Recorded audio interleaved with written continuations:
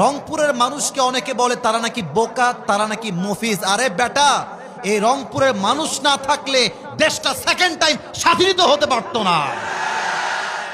রংপুরের শহীদ আবু সাইদ যখন তার বুকে তাজা রক্ত ঢেলে দিয়েছে, তার বুকের গুলি জাস্ট তার বুকে লাগে নাই, এই গুলি লেগেছে তাওহীদি জনতার কলিজায় গিয়ে আঘাত লেগেছে। রংপুরকে তোমরা মফিজ বলো, রংপুরকে তোমরা বোকা বলো, মাথায় রাখবা রংপুরের মানুষ আর কিছু ভালোবাসুক বা না বাসুক, তারা কোরআনকে ভালোবাসে, তারা ইসলামকে ভালোবাসে। আপনি অন্য জায়গায় মাহফিল করেন নাই, রোদের মধ্যে লোক কোথায় পান আমি দেখবো আপনাকে? আপনি লোকই পাবেন না, 300-400 লোক পাবেন, প্রচন্ড রোদের তাপ। তারপরেও যে জোয়ার দেখতে পাচ্ছি, এটাই প্রমাণ করে এই রংপুরের জমিন থেকে ইসলামের ঘাঁটি তৈরি হবে ইনশাআল্লাহ। 2 নাম্বার কথা বলতে চাই রংপুরের মাটিকে নিয়ে। আমি আসিফ হুজুর পুরো বাংলাদেশ ট্রাভেল করেছি, পুরো Bangladesh, entire city, entire district, সব জায়গায় গিয়েছি। প্রত্যেক এলাকায় হয়তো বা যাই নাই, প্রত্যেকটা জেলায় আমি গিয়েছি। কিন্তু আমি আগেও বলেছি, আজকেও বলছি, তাফসীরের জগতে, মাহফিলের জগতে প্রত্যেকটা জেলাই সেরা, প্রত্যেকটা বিভাগই ভালো, বাট রংপুরের সঙ্গে কারো কোনো তুলনা চলবে না।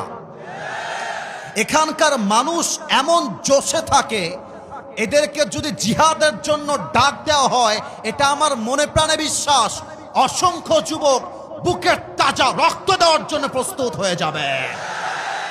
আল্লাহ রংপুরের জমিনকে কবুল করুক, পড়েন সবাই আমিন। আপনাদের বউ আছে কার কার একটু হাত তোলেন, বউ আছে? আচ্ছা, বউ আছে, হাত নামান। এবার যারা কপাল পোড়া, বউটো কেউ নাই, কপাল পোড়ারা একটু হাত তুলে দেখি, তোমাদের হাত দেখা যায়।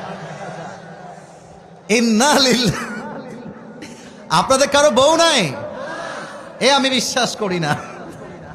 আচ্ছা যুবক ভাইয়ারা, হাত নামাও, হাত নামাও। আমার আব্বা জানদের পায়ে আজকে হাত রাখলাম, আমি আসিফ হুজুর আব্বা জানদের পায়ে হাত রাখলাম, মাদের সামনে 2 হাত জড়ো করলাম। এই যুবকদের চরিত্র রক্ষা করতে চাইলে একমাত্র বিয়ে ছাড়া সেকেন্ড কোন অপশন হতেই পারে না আমার যুবক ভাইরা।